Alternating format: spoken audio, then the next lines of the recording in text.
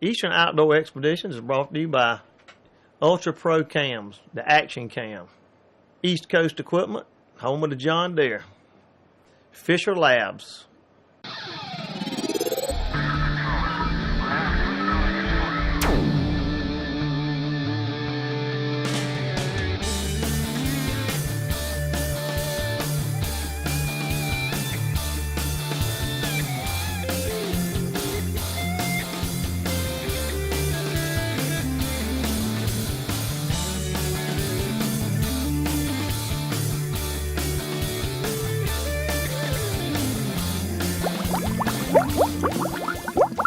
What's up, guys? I'm Tim Fisher with Eastern Expedition Equipment, and we're on the hunt today. Man, we're at the beautiful Meharron River. It's extremely low today. It's just, man, it's been a while since it's been this low, and we're ready to get on some serious fossil hunting. It's up here in, you say Emporia? Emporia, Virginia. And I'm with some mighty good friends today. Sherrod, Brett's my name. I'm the guide for this little expedition here. It's been a long year's wait, but we're finally back at it. Been high water all spring, and now it's finally got into condition we can go out and try to see what we can find. My name's Cass Castlo, and I'm just here to help. I'm Ross Fisher. I'm ready. I've been hearing about this for 2 years now. Finally made it. I'm ready. I've been biting at the nail. Chomping at the bit. Yes, to get here. I'm ecstatic. I'm ready to get it. And I'm Dustin Joyner. I'm Tim and Ross's friend, and I'm just here to give them a hand. This is one beautiful place to be, and we hope to show you a lot of footage today, and you just feel like you're with us when you see it. Yep. We're on the hunt, guys. Check you later.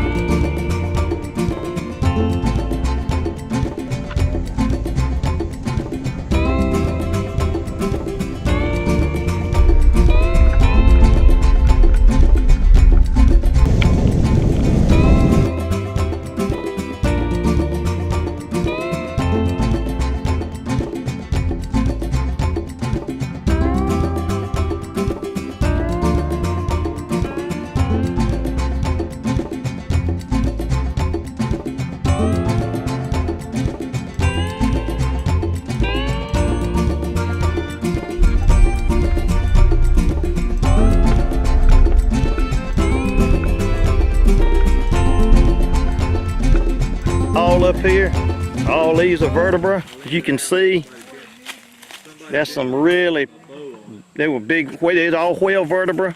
You can see right there, check it out. There's a piece of whale vertebra. But anyway, as you can see, we are getting geared up to go down the river. And it doesn't get a lot better than this. But we'll be showing you some stuff as we get on the hunt, guys. Yeah. They're getting things ready to go. Got some verts, ain't you, bruh? Yeah. This is like I don't. Well, it's part of a vertebrae. It's like a big plate. It had two pieces coming off the end, right and the left. I hope to my assistant Peter with his neck brace on. Yeah, how's it going? Surgeon equipment. I'm making sure he's doing his job. There you go. While we're out here. There you go. Somebody's got to. Somebody's got to. Yeah, if somebody doesn't do the job right, then nobody's doing it right at all. That's right, brother. Tell Make it. sure we send one of our best out. And old Ricky Rose over here, he likes finding the vertebrae. That's right. Bone daddy. Oh yeah. There's a big piece of rib. Piece of rib bone, it sure is. Good size.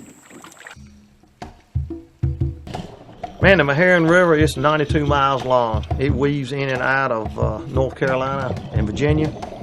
And it actually gets its name from the Meharron Indian tribe. Yeah, Ross, he's finding some vertebra, pretty nice specimens of whale vertebra, and sitting right on the bottom of the Meharron River. And there's an ear bone that he's picked up, a whale ear bone as well. And you can see it's pretty shallow, but you know, he has his dive gear on so that he can stay down for long periods of time to find the bones and just keep right on searching until he gets, you know.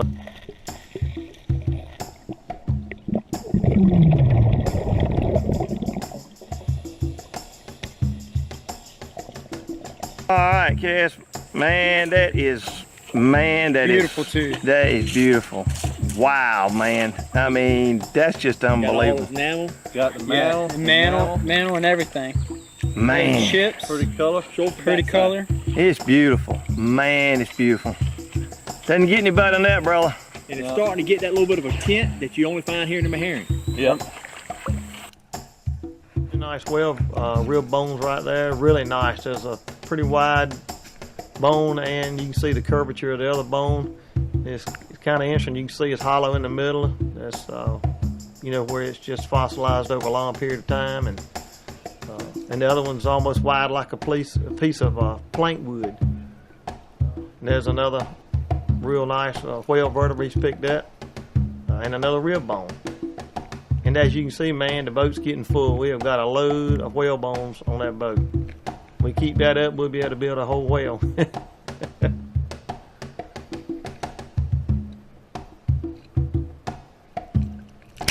There's another really nice whale vert, and you can see it was right there near the boat. I mean, you just, as you're walking, you'll feel them with your feet. But like I say, you know, with the dive gear, you're able to stay down for long periods of time, so that you know, you can find the really nicer bones anyway. There's a real nice megalodon tooth. Right beside it is a great white. There's Sherrod picking up another whale vert.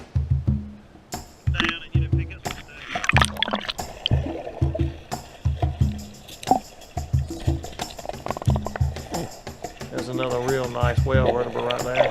I mean, they're just literally everywhere. And that's kind of an unusual piece. That particular, it's like a plate, and it's closer to the actual skull of the whale, and pretty hard to find. As you can see, there's another whale vertebra as well. I mean, it's nearly the size of a dinner plate.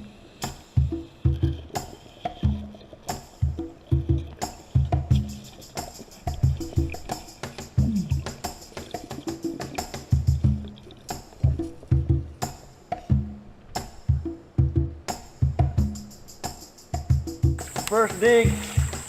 First dig in a new spot. What you got? Mako. Oh, let me grab my Yeah, go get him. Hold him up, Sherrod. gaggles. Put it Mako. Hold him up, bro. Mine's just a little shiver. Oh yeah. All right. Got a curved Mako. We do a lot of our searching for fossils and shark teeth using specialized rakes. They're really uniquely designed and made. It's got a special wire in the bottom of them. It's almost like using a shaker screen with a long handle on it. But you have to get down into the sand and the gravel on the bottom and bring it up and shake out most of your loose stuff. And it proves to be a really good tool when it comes to fossil hunting.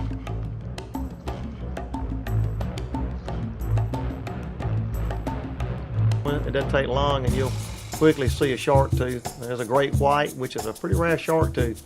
The great white and the megalodon both are really prized teeth to find anywhere, whether it be the ocean, lakes, river. They're really nice to find, and they bring a lot of money in you know, different places. A lot of people pay good money for that type of tooth.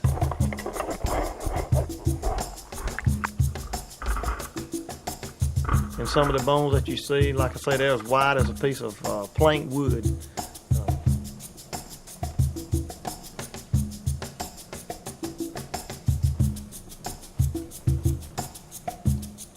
As you'll see here, Craig hit the jackpot. He found a really nice whale vertebra, and would you believe, right under that whale vertebra, he's going to show you a nice tooth. That's a very nice great white shark tooth. A tooth that size will bring really good money. But that was just in one scoop.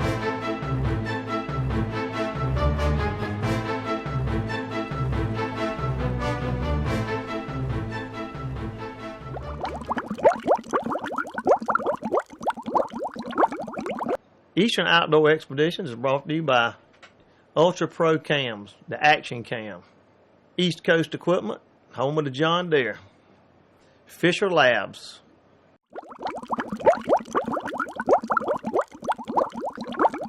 What's up, guys?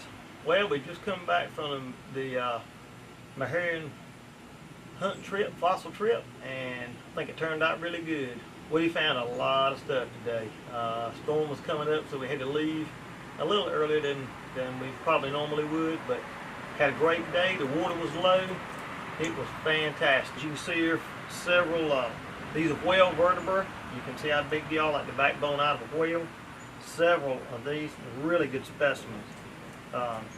This is an inner ear out of a whale bone. As you can see, it's the most unusual bone. And we find these from time to time, but that is the inner ear out of a sperm whale from prehistoric time. All these are prehistoric bones. All these are vertebra, whale vertebra. There's some smaller pieces that are odd shaped. Those bones are parts of the whale skull. We found several pieces like that. As you can see, we found a lot of stuff today. And the interesting thing is, this is only about a third of what we, this is just part of it. Some of it was cracked and we left it behind because it was just not in the best shape. It wasn't as recognizable as far as fossils go. But just a tremendous amount of prehistoric bones that we have recovered today. I'll show you a little later on some of the other guys that were with us today on the hunt. Found a lot of shark teeth. I think they recovered probably 30 shark teeth today. Some megalodon, beautiful megalodon teeth, great white shark teeth, and the mako, and also the tiger shark. So we recovered a whole lot of shark teeth today. Beautiful, beautiful teeth. I know if you were to see this, you would think, it's probably a piece of wood. It's, I don't know what that would be, but listen to it. It's got a ring to it. Doesn't sound like wood. And that's a whalebone. And it come out of probably a real bone out of a whale. And these pieces are skull pieces. Another interesting piece. This is the plate that would go in between the vertebrae. So that would, and that's a rare find that you find one this big and this whole. That's a really cool piece. Lots of cool parts to whales today, and shark teeth. But we'll show you the shark teeth a little later on. And anyway, it was a great day, and we'll be seeing you on the hunt, guys.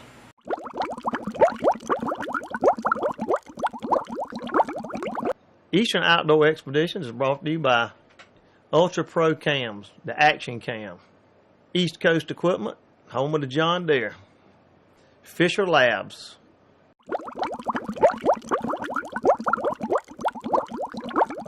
What's up, guys? I'm Tim Fisher with Eastern Expedition Equipment, and I'm with Brett. This is my shop. I've been looking for fossils for quite a few years, and we have quite a few to choose from here that we've gotten over the last couple of years. A lot of teeth. And Craig Castle here got several big whale vertebrae. Just happened to be a past co-worker of Sherrod's and a friend. We hunt and fish a little bit together, do a little scratching, trying to turn up a few fossils now and then. done real good the past couple of expeditions, man. It's been unbelievable. I'm telling you, just water's been extremely low this summer. We were able to get in there and find a whole lot of good stuff. Yes, we did. Had a good dry spell this summer. I know the farmers hated it, but we had a good dry spell, which made it real good for our scratching and digging a little bit. Had a couple real good outings this summer. Always a good outing when you go out with friends and family and fellowship. That's true. You know, a lot of big teeth, man. Found some real decent teeth. Found a few artifacts we're not real sure about just yet. We're working on. Our general population in eastern North Carolina really does not realize all the history that we have here in the eastern part of North Carolina. It's overwhelming. Sherrod has got some Indian artifacts here, some Native American artifacts he's found right up against the Maharian that date back thousands of years. like we talked about earlier, everybody talks about our first settlers coming over. They really weren't first settlers. When they got here, Native Americans were here for centuries before them. All their history is getting by to the wayside, that it's getting passed down by word of mouth. It's just being lost. It's not being recorded. So there's a ton of Native American artifacts. Everybody's talking about, like I say, our lost colony. Everybody knows about lost colony, how they were left here to go back for supplies, and they came back. They disappeared. Well, now here in eastern North Carolina, the researchers are thinking that the lost colony actually moved up to Albemarle Sound and settled in Berkeley County. Man, that's some good stuff. Right, that's more history here, and that nobody really realizes. They're stumbled across a period in time that it's producing fossils, shark's teeth, whalebone, vertebrae, it's been exposed. And that's another part of history that most folks don't realize here in the state of North Carolina. Man, it's just amazing. I mean, it's like the Meharry River is just like to me, it's just like a cemetery full of fossils. I mean, just bones after bones after bones. It's overwhelming, the number of bones that we're finding, and you really found something interesting on that last expedition. And this tooth, which we didn't realize was a tooth until we did a little research, not knowing really what it was. Take a look at it. Yeah, it's slick. I mean, it's shiny slick. Beautiful. I sent It's beautiful. I sent a message to the North Carolina Science Museum, and that curator told me that he hadn't seen anything like it. So he had to contact the Smithsonian. So he in turn forwarded a picture that I sent him to the Smithsonian. The Smithsonian in turn told him that he thought it was a rhinoceros tooth. Well, the Smithsonian, not being exactly 100% sure, they contacted one of their curators. They know a scientist, paleontologist, out west that dealt with large land mammals, prehistoric time. Well, he in turn did the same thing. He assured us that what I have is a piece of a upper mole of a rhinoceros. Man, around here, that's just crazy. Right. So now we're in the process of looking to see how rare, what kind of find this is. Were these a popular species here in North Carolina? Is this the first rhinoceros evidence that was found in the state? So it'd be interesting to find out. But anyhow, that's something that was definitely different than found this trip. Sherrod found that, and we've always thought that it was some type of swordfish type deal or something to effect. Yeah. But now that we've stumbled across some rhinoceros pieces, we don't know. We'll have to go back and look. And it's also going to make us try to go back and look at some of our whale vertebrae and our rib cage that we always thought was whalebone and rib cage vertebrae.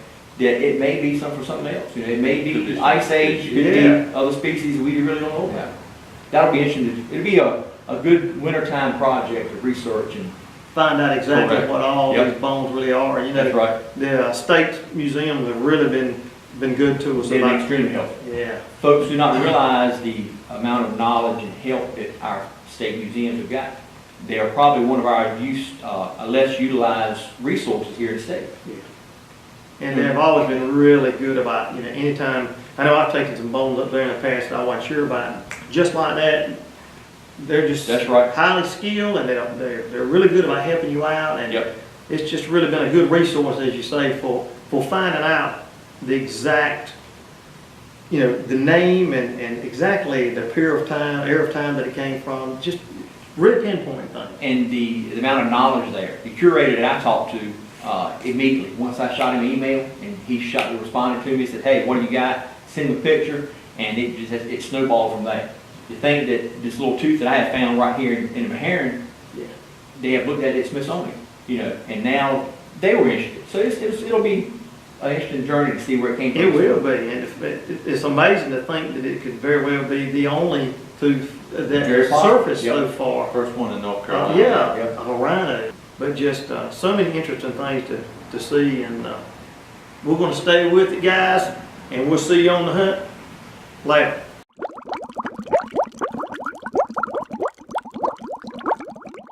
Eastern Outdoor Expeditions is brought to you by Ultra Pro Cams, the Action Cam, East Coast Equipment, home of the John Deere, Fisher Labs,